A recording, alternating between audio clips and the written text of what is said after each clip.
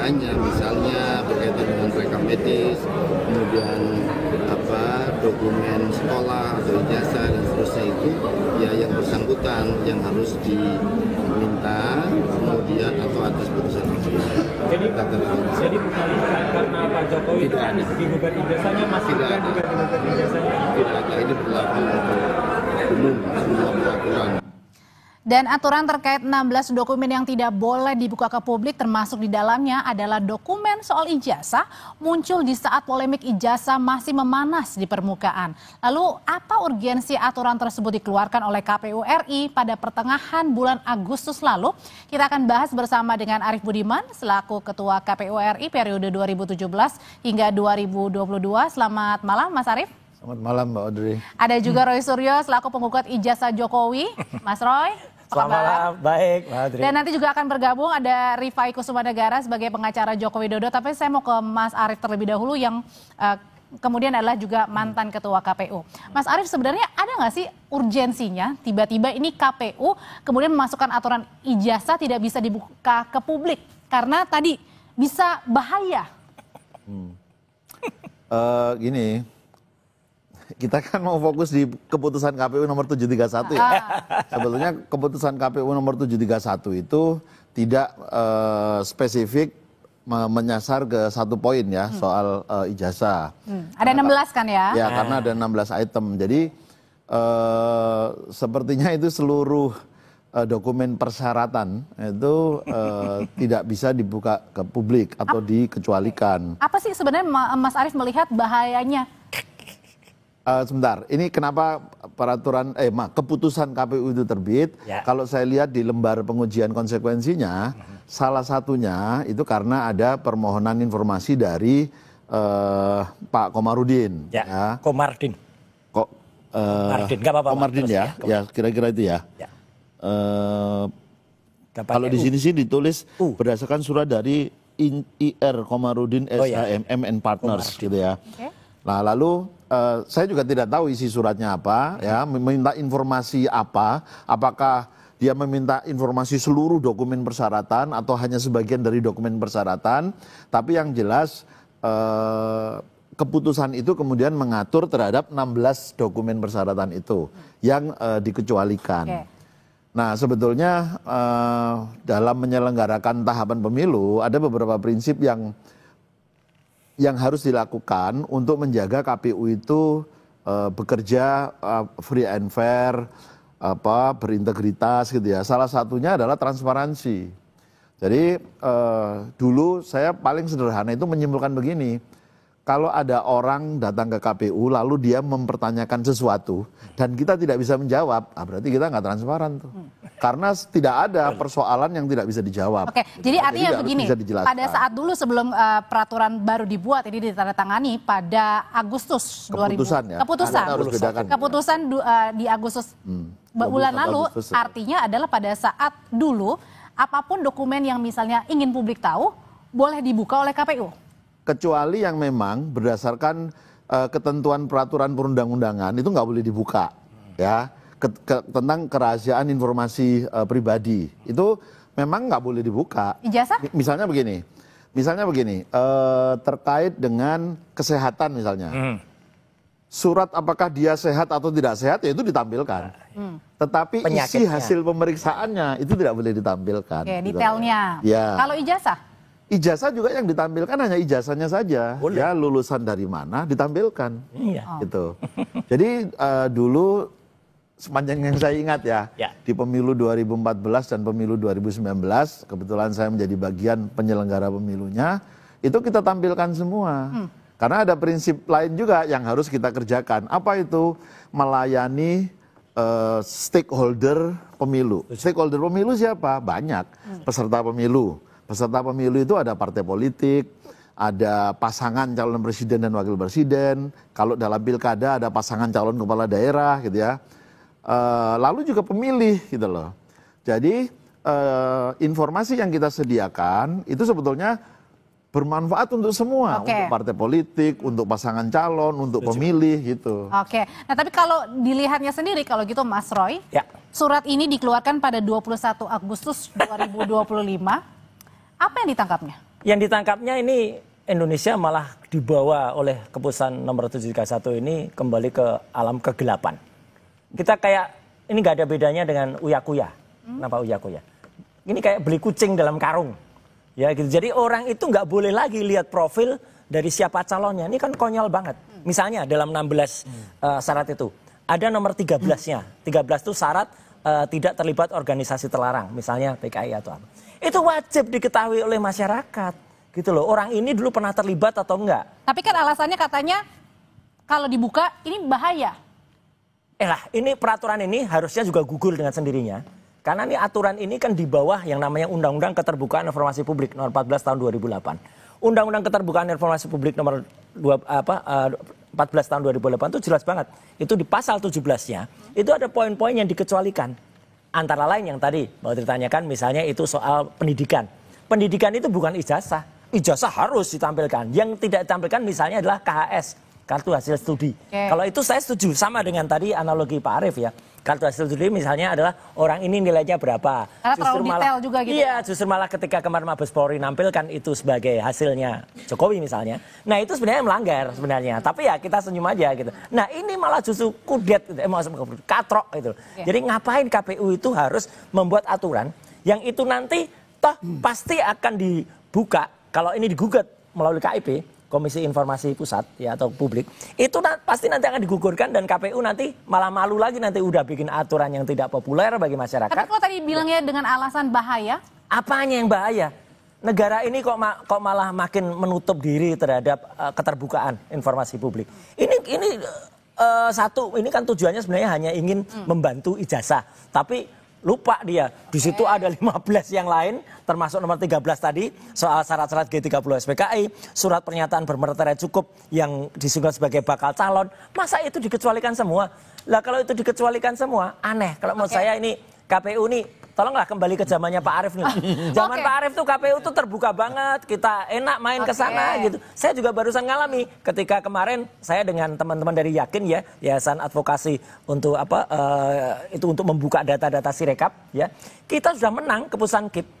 Ya, sudah kita harus membuka data suara tiap-tiap TPS. Jadi ini artinya dimaksudnya adalah mundur begitu ya? Sangat mundur, sangat kemudian membawa Indonesia ke kegelapan. Ya jangan salahkan masyarakat kalau membuat inilah yang malah mendorong Indonesia gelap itu justru KPU yang sekarang. Kalau menurut Mas Roy katanya kembali mundur malah Bang Rifai, sebenarnya kalau dari kuasa hukum sendiri Bang Rifai sebenarnya setuju nggak sih dengan surat yang dikeluarkan oleh KPU ini tanggal 21 Agustus 2025? Sebenarnya apa yang dikeluarkan oleh KPU ini bukan reclaim ya, dia bersihing sifatnya. Tapi bersihing ini sebenarnya intinya adalah justru menegaskan hukum positif yang ada. Ya, bahwa memang di Undang-Undang Perlindungan Data Pribadi hasil evaluasi intelektual itu sesuatu yang dilindungi, yang tidak bisa dibuka. Dan ini pakai jawantahan dari pasal 28G ayat 1 UUD 45 bahwa setiap orang berhak atas perlindungan pribadi, kehormatan, martabat ya. Itu diwujudkan dalam Undang-Undang PDB, lalu sekarang diakomodir oleh KPU dalam bentuk bersihing. Menurut saya sih bukan sesuatu yang baru, hanya menegaskan hukum positif yang ada agar di lapangan tidak terjadi mispersepsi, khususnya anggota-anggota di bawah ya. Karena kembali lagi, sebenarnya ini kan mungkin belajar juga dari kasus yang muncul ya, yang apa yang diupayakan oleh Bang Roy CS ya, bahwa mempersoalkan data pendidikan ya. Sekalipun juga memang secara formal sudah lewat sebenarnya Mbak. Kalau bicara formal, persoalan-persoalan ini sebenarnya dipersoalkan itu dalam masa proses pemilu. Setelah pemilu selesai, itu undang-undang jelas tidak bisa lagi dipersoalkan. Tapi kemudian juga ada yang mempertanyakan begitu. Kenapa timingnya pada saat sekarang? Dan sebenarnya poin yang tadi disampaikan Pak Rifai itu saya setuju, misalnya itu terkait dengan hasil ya, hasil akademik. Ya misalnya KHS, oke, sekali lagi. KHS itu memang boleh kalau itu dikecualikan karena ketahuan IP-nya ternyata rendah, nilai C-nya banyak kayak Pak Jokowi kemarin ya. Tapi yang nomor 12 ini, poin 12, bukti kelulusan berupa fotokopi ijazah, surat tanda tamat belajar, itu hanya fotokopi ijazah. Ngapain harus disembunyikan? Ngapain orang malah makin nggak bangga lagi? Kalau kita kan bangga banget ya punya ijazah itu kemudian ditampilkan. Ini menurut saya sekali lagi, ini malah justru membuat citra buruk bagi KPU dan membuat dia sama sekali justru melanggar yang namanya Undang-Undang Keterbukaan Informasi Publik. Oke, kalau dari Mas Arief sendiri berpandangan sebenarnya kenapa kemudian juga baru dikeluarkan sekarang, kenapa nggak dari dulu-dulu? Atau kan ini sebenarnya nggak ada masa ya, maksudnya masa dalam artian mau mendekat pilpres tidak, mau mendekati pilkada tidak, tapi kenapa kira-kira Mas Arief urgensinya kira-kira aja kita duga? Ya itu tadi salah satu rujukannya KPU kan karena ada permintaan informasi. Lucu. Nah, maka KPU sebelum menjawab itu sebenarnya kalau KPU yakin ini bisa dijawab ya tinggal dijawab saja gitu kan. Minta apa tinggal diberikan gitu kan. Tetapi kalau KPU tidak yakin maka KPU melakukan uji konsekuensi. Nah, hasilnya adalah keputusan 731 gitu loh. Oke, kalau gitu Bang Rifai melihat sendiri bahwa dengan adanya surat ini kemudian juga bisa dibilang kemudian ya itu tadi kalau misalnya memang ada yang mempersoalkan pihak-pihak yang mempersoalkan lebih baik dibawa saja ke ranah-ranah yang memang seharusnya menindak begitu. Satu lagi ya, jadi selain apa yang saya sampaikan tadi bahwa ini linear dengan Undang-Undang PDB dan juga konstitusi, sebenarnya saya setuju juga KPU mengeluarkan ini karena begini. Ini aturan apa namanya proses pemilu ya. Semua keberatan-keberatan itu selesai pada saat proses. Setelah itu masuk sengketa hasil. Setelah itu selesai. Gak bisa lagi dibuka. Mohon maaf Mbak, kebetulan saya kuasa Prabowo Gibran di MK, setelah itu ada gugatan dari PDIP. Ya setelah MK nih, gugatan di Petun, sama mempersoalkan keberadaan Gibran. Hasil Petun apa? Sudah selesai. Tapi kemudian tidak bisa lagi masuk gitu. Jadi kenapa? Karena ini jangan sampai merusak tata agenda ketatanegaraan. Tapi kemudian juga dari karena setelah ini kan terpilih presiden bekerja, kalau gitu nggak usah pakai syarat aja besok. Bayangkan kalau ini dibatalkan, semua kan akan rusak semua ketatanegaraan. Tapi kemudian juga ada yang mempertanyakan juga dari anggota DPR, kalau begitu transparansinya di mana? Hilang, nggak ada. Bukan dari awal, sudah ada masanya Mbak. Oh, berarti harusnya sudah selesai. Pada saat awal data-data ini muncul, masyarakat boleh keberatan, tapi harus menerima keberatan. Ada klausul setelah ini itu Pak ya, Rifai. setelah keberatan apa? Bisa diuji gugat ke MK. Soal ijazah kan banyak sekali digugat di MK. Nggak, ada klausul ketika dulu kita menandatangani form ya, misalnya form pengunduran diri, itu selalu ada keterangan di situ. Bila sewaktu-waktu pernyataan ini tidak benar, maka saya sanggup mengundurkan diri. Itu yang terjadi. Jadi sewaktu-waktu itu timeless, nggak ada waktunya. Kalau ternyata kemarin belum ketahuan, misalnya Gibran tuh katanya nggak lulus SMA misalnya, atau Jokowi itu ternyata tidak lulus UGM, ya udah sewaktu-waktu bisa. Gitu itu harusnya itu berlaku. Jadi tidak hanya kemudian dibatasin, kemudian waktu, kemudian ada daluarsa. Kayak Sylvester aja nyari-nyari daluarsa. Oke, kalau gitu pertanyaan selanjutnya adalah sebenarnya apa dampak ketika KPU mengeluarkan ini tidak bisa membuka lagi secara langsung ke publik data-data capres-cawapresnya begitu. Apa dampaknya sebenarnya? Usai jeda ya, tetap bersama kami di Sapa Indonesia Malam.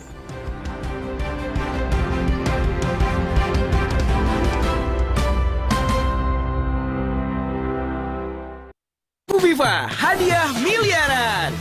Cek tutup botolnya. Ada uang tunai, handphone, emas, sampai mobil. Cek tutup botol Aku Viva sekarang. Dari Wingsuit.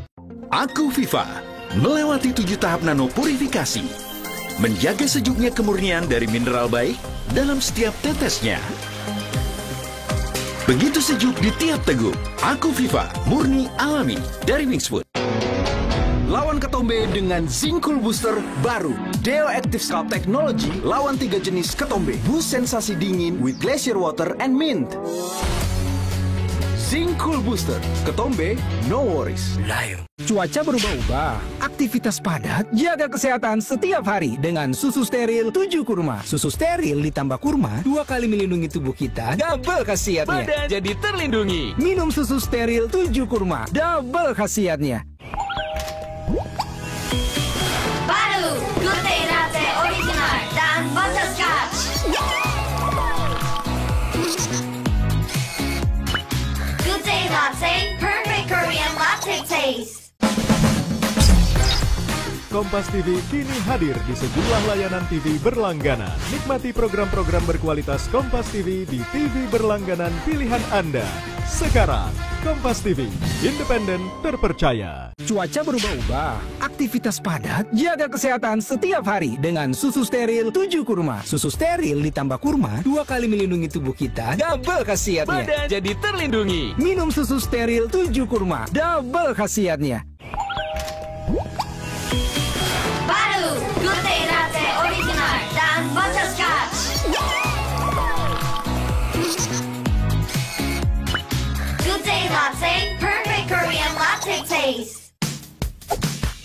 Maxim tapi nggak maksimum.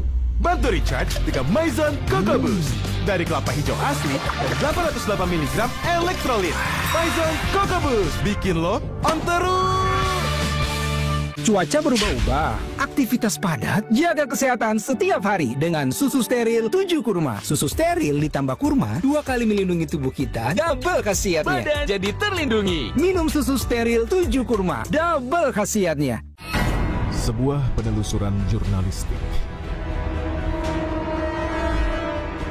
Investigasi untuk mencari bukti dan peristiwa-peristiwa yang mengundang polemik. Itu Investigasi setiap Senin pukul 8:30 malam di Kompas TV yang didukung oleh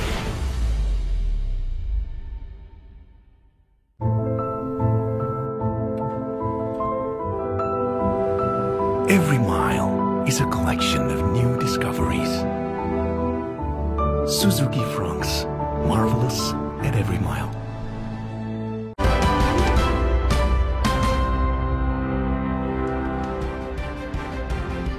Saudara Wakil Ketua Komisi 2 Dede Yusuf tak setuju jika ijazah Capres dan Cawapres dirahasiakan. Menurut Dede, informasi pribadi yang tak boleh dibagikan kepada publik adalah catatan kesehatan.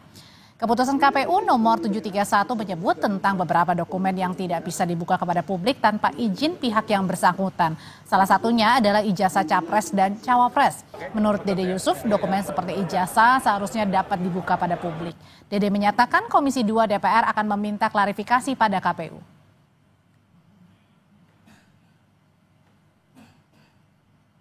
Karena sebetulnya data pejabat publik itu adalah data yang harus transparan. Jadi setiap calon-calon pejabat publik, baik itu DPR, Menteri, Presiden, saya pikir itu adalah sebuah data yang harus bisa dilihat oleh semua orang, karena orang melamar kerjaan aja kan pakai CV. Apalagi ini mau melamar jadi pemimpin. Saya belum bisa menjawab, tetapi kita akan tanyakan nanti sama. Kita akan memanggil dalam nanti siang. Nanti juga ada. Nanti siang. Nanti ada. Tapi kan pembahasannya enggak. Tapi nanti kita tanyakan kenapa, argumentasinya apa. Kita baru tahu. Kalau nggak dikasih lihat, kita nggak tahu. Masih menyambung pertanyaan saya sebelumnya, kalau gitu Mas Arief sebenarnya apa sih sebenarnya Ini cerdas ini, anggota DPR cerdas tuh ya kayak gini. Kenapa, Mas? Harus dibuka kepada publik. Ya, biar Pak Arief. Ini sebagai transparansi begitu ya? Oh iya, cerdas ini. Oke, harus dibuka ke publik sebagai jaminan transparansi Mas Arief. Tapi kalau sekarang pertanyaannya, apa dampaknya ketika KPU sudah mengeluarkan surat tidak bisa lagi membuka secara langsung ke publik tanpa ada persetujuan pihak yang bersangkutan? Ya memang ada beberapa data demi perlindungan data pribadi itu memang nggak bisa dibuka kecuali memang yang bersangkutan mengizinkan, gitu ya. Tetapi dalam pandangan saya 16 item yang kemudian dikecualikan itu, saya meyakini sebetulnya sebagian besar itu harus dibuka kepada publik. Seperti? Ya. Misalnya sebagian saja ya, misalnya. Nomor 9 misalnya, surat pernyataan belum pernah menjabat sebagai presiden dan wakil presiden selama 2 kali masa jabatan. Itu kan nggak ada yang harus disembunyikan gitu ya. Surat pernyataan setia kepada Pancasila, misalnya ada beberapa lah ya. Termasuk SKCK juga ya catatannya? Iya, termasuk keterangan dari pengadilan misalnya, dia sudah selesai menjalani pidana, tidak lagi berstatus segala macam. Itu kan sebetulnya hal yang memang harus diberikan informasinya kepada publik dan menjadi bagian dari referensi publik. Dan untuk selama Mas Arief juga menjabat sebagai ketua KPU, itu sebenarnya tidak dipermasalahkan ya? Enggak, itu dibuka. Bahkan dulu nih, pemilu tahun 2014, untuk pemilu legislatif ya, kami mempublikasikan data itu semua. Lalu ditentang. Wah itu kan data pribadi, nggak boleh dipublikasikan. Baik, kalau gitu saya persilakan mengisi formulir. Jadi pertama kita publikasikan dulu nih. Lalu ditentang, oke, saya persilakan. Keberatan. Anda keberatan di bagian yang mana yang tidak, mana yang boleh, gitu kan. Memang kita harus minta izin yang bersangkutan. Ternyata begitu kita edarkan itu, semua menyatakan silakan dipublikasikan. Jadi mereka memang kepingin sebetulnya profilnya dipublikasikan supaya nanti itu jadi referensi pemilih untuk memilih dia. Dan sekarang kalau tadi KPU sudah menandatangani yang baru nih untuk tidak membuka kecuali yang bersangkutan membolehkan? Nah, itu ya aturan normatifnya begitu. Tapi kan tinggal sudah jadi keputusan nih. Nah, ketentuan ini kan ada dalam undang-undang, ada dalam peraturan KPU, dan sekarang ada dalam keputusan KPU. Setiap produk hukum ini, keputusan produk hukum ya, itu nanti akan berkonsekuensi terhadap hal-hal yang lain. Ini kan kebetulan aja ketentuan tentang syarat presiden dan wakil presiden. Tadi ketua komisi 2, pimpinan komisi 2, wakil ketua komisi 2, itu bisa berkonsekuensi terhadap pemilu legislatifnya. Ini bisa berkonsekuensi terhadap pilkadanya. Oh, nanti mereka yang, wah ini ada putusan begini untuk pemilu presiden dan wakil presiden, dia juga tidak akan minta untuk tidak dibuka juga misalnya ini ya. Lebih banyak dampak positifnya atau negatif? Maka di pemilu 2029 nanti, ini jadi jurisprudensi untuk bisa direplikasi pada keputusan-keputusan yang lain. Tapi kalau saya harusnya ini putusan dari PKPU ini gugur dengan sendirinya kok, Mbak. Kenapa? Iya, karena menabrak aturan di atasnya. Udah jelas di Undang-Undang Keterbukaan Informasi Publik nomor 14 itu jelas aturannya. Jadi kok ini konyol gitu loh. KPU bikin aturan yang malah menabrak aturan yang sudah ada dan menabrak keterbukaan informasi publik, menabrak transparansi, dan kita lihat komentar. Kalau gitu kenapa kalau gitu menurut Mas Roy sendiri surat kemudian ditandatangani oleh KPU? Ya ada sesuatu. Mungkin ada orang kurus yang keberatan. Hah? Orang? Kurus yang keberatan. Maksudnya? Ya, biasanya kan saya dulu ada orang gemuk, orang besar. Nah ini mungkin ya kan balik, saya ada orang kurus yang keberatan mungkin. Mungkin pusing karena tiap hari didatangin datanya. Kalau gitu oke. Tapi termasuk ya Pak Aris setuju ya bahwa untuk data pendidikan, data kesehatan itu memang data pribadi yang di-keep. Kesehatan saja oke. Jadi karena isinya nggak boleh. Isinya nggak boleh. Saya setuju ijazahnya di negara hukum ini nggak ada yang tidak bisa diuji. Semua kekuasaan kewenangan bisa diuji. Ada dua saluran, Mbak. Pertama, ya sudah, ada yang keberatan, ajukan ke KIP. Ya. Nanti kita lihat. Karena setelah di KIP pun nanti bisa digugat lagi ke pengadilan, kita lihat nanti putusannya seperti apa. Ya. Kalah deh KPU. Kedua, bisa juga ya diuji nanti karena ini bukan ini bersihing, bukan rekeling. Jadi digugat ke petun. SK KPU ini, keputusan KPU ini nanti kita lihat bagaimana pertimbangan majelis hakim setelah melihat semua norma termasuk konstitusi kita ya. Bang Rifai, tapi kan pada saat sekarang nih ijazah Pak Jokowi kemarin dipermasalahkan. Sekarang ijazahnya Mas Gibran, Mas Wapres dipermasalahkan juga. Dengan adanya surat ini kemudian berdampak atau enggak nih dengan gugatan-gugatan yang... Kita udah sepakat tadi. Data kesehatan, data pendidikan, data pribadi. Ijazah boleh. Nilainya, kalau ijazahnya enggak apa-apa. Kembali lagi itu hak pribadi orang, Mbak. Mohon maaf, soal IPK, soal... Itu saya setuju. Kalau IPK setuju. Makanya di undang-undang tapi ijazahnya harus undang-undang PDB kita ini, data pribadi sebenarnya kita juga copas dari negara lain. Isinya lebih kurang sama. Itu hak privat yang harus dilindungi. Apalagi di konstitusi kita ya, pasal 20. Termasuk juga dengan surat ijazah yang perlu masalahnya di ijazah itu nggak ada nilainya. Jadi kalau ijazah itu nggak ada nilainya harus dipublikasikan, kecuali itu ijazah kayak ijazah yang ditemukan kemarin di penjaraan Sahroni itu ya. Itu ijazah SMP. Nah itu ada nilainya, oke, itu jangan ditampilkan. Tapi kalau ijazah yang tidak ada nilainya, lulus, maksudnya itu. Tampilkan aja. Jadi kan kita bisa tahu nih orang ini lulus atau enggak sih, ijazahnya beli atau enggak sih, gitu. Kembali lagi, ada dua persoalan. Pertama, hukum acaranya sudah selesai sampai dengan hasil pemilu. Ya. Ini pemerintahan berjalan 5 tahun, diributkan di tengah jalan, itu sudah tidak mungkin, Pak. Karena kalau ada persoalan kan gugur semua. Ya, jadi kembali lagi kenapa bisa ada timeline. Sengketa proses maupun sengketa hasil. Nah kedua, kalau soal ijazah kan sebenarnya udah clear. Dengan legalisasi dinyatakan secara sah oleh penerbit, enough gitu loh. Ya. Tapi kan kalau Bang Roy kan iya. Oh iyalah, terus, karena gitu. bisa salah. Tapi dengan adanya surat ini, dengan surat KPU ini, makin gaduh, apa enggak? Makin gaduh, KPU malah dengan surat KPU tidak ada dasar untuk tidak menunjukkan. Sekalipun memang meluas ya, kalau kita lihat sih beberapa item ini meluas, ya monggo didalami kenapa. Tapi saya berdoa Mbak, moga-moga Komisi 2 cerdas ya, dan kemudian mengundang KPU, memanggil KPU dan membatalkan putusan 731. Karena ini buruk ya citranya, baik bagi Indonesia ya, soal lebih luas, bagi KPU juga buruk ya. KPU kok mau sih gitu loh, malah memburukkan citranya dengan ini. Sayang banget. Oke, kalau Mas Arief pada zaman Mas Arief menjabat sebagai ketua KPU, ada nggak juga yang setelah nih ya, setelah Pilpres selesai, setelah Pilkada selesai, kemudian ada yang mempertanyakan soal ijazah seperti ini misalnya? Nggak ada. Nggak ada. Sebenarnya case close. Artinya adalah pada saat setelah pengumuman resmi sudah selesai. Kan sudah kita tampilkan semua. Tapi kalau ada juga nggak yang bertanya waktu itu setelah selesainya ini kemudian ijazahnya? Nggak. seingat saya nggak ada. Mungkin bukan untuk presiden ya, mungkin untuk pilkada, ada. Waktu itu kan ada bupati mana? Mengingat banyak ada. hal ya. Bupati daerah tertentu, saya nggak perlu sebutkan ya. Waktu itu dia sudah lolos 2 kali bupati, tapi ketika gubernur terbuka ijazahnya palsu, ya dia turun. Gitu loh. Meskipun dia 2 kali udah lolos loh gubernur. Berarti kan KPUD biasanya gini, dia masuknya di sengketa MK. Banyak sekali kan. Pileg-pileg ya, calon-calon DPR kita itu terbukti ijazahnya palsu, tapi itu diuji di MK. Di MK dan terbukti palsu ya sudah. Tapi pada saat sebelum pengumuman resminya ya berarti ya, pengujian itu. Sengketa hasil. Sengketa hasil. Oke. Apapun kalau menurut kita yang namanya kebenaran itu tidak ada waktunya, timeless ya. Kalau baru terbukti sekarang, ya udah, bongkar aja sekarang. Kok orang takut banget sih gitu? Buka ijazahnya itu aja bagi kita, lucu aja yang kemarin Bapak. Kalau menurut saya Bang Ray, saya setuju. Misalnya di tengah jalan ternyata ijazahnya semua lolos udah lewat, di tengah jalan palsu. Tapi sarana hukum yang paling pas mungkin pidana dulu.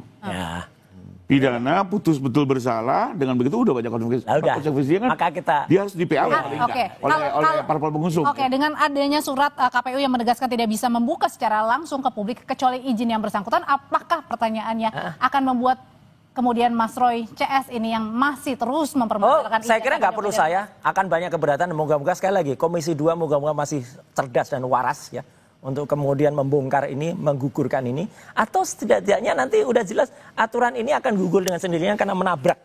Aturan itu nggak boleh, apalagi ini aturan di bawah ya, peraturan KPU ya, kemudian menabrak aturan undang-undang yang di atas. Emang aturan ini menabrak nggak? Surat ini menabrak menurut Mas Arief sendiri?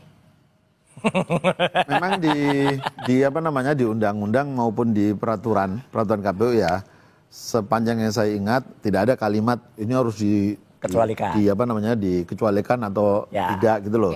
Tapi hanya dituliskan persyarat. Jadi ada 2 syarat dan persyaratannya itu loh. Persyaratannya adalah ini gitu.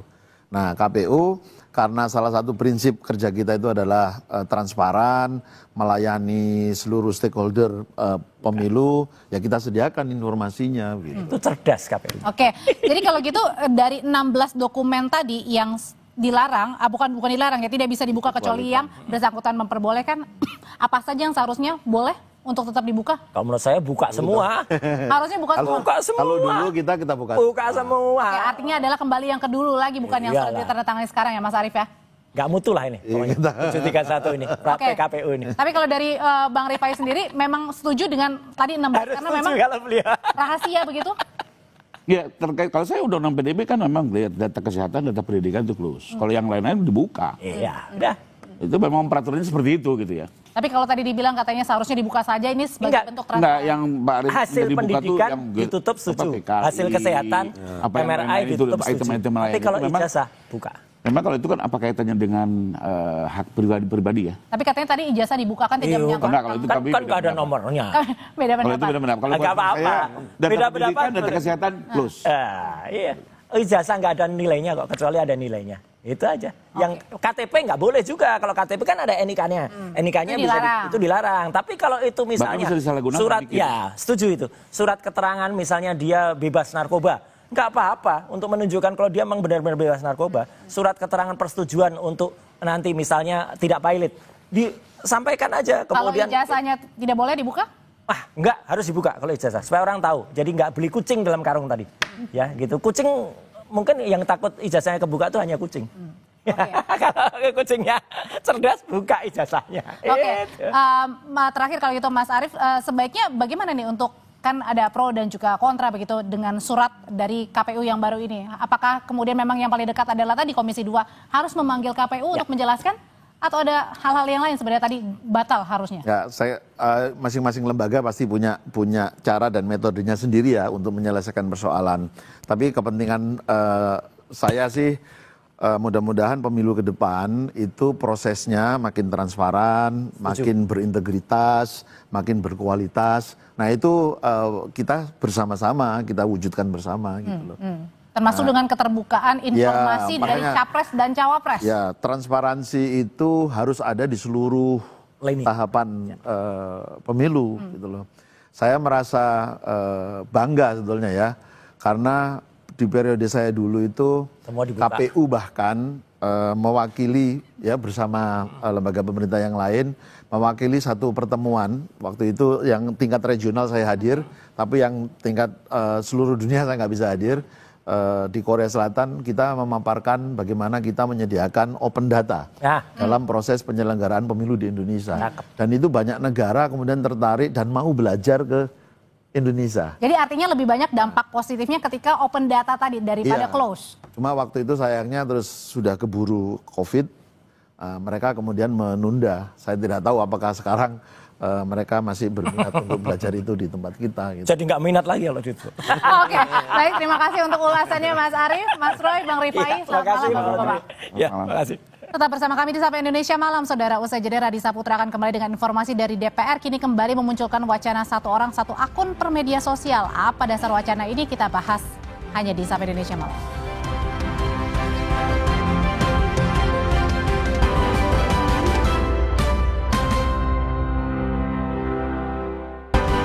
Viva, hadiah miliaran.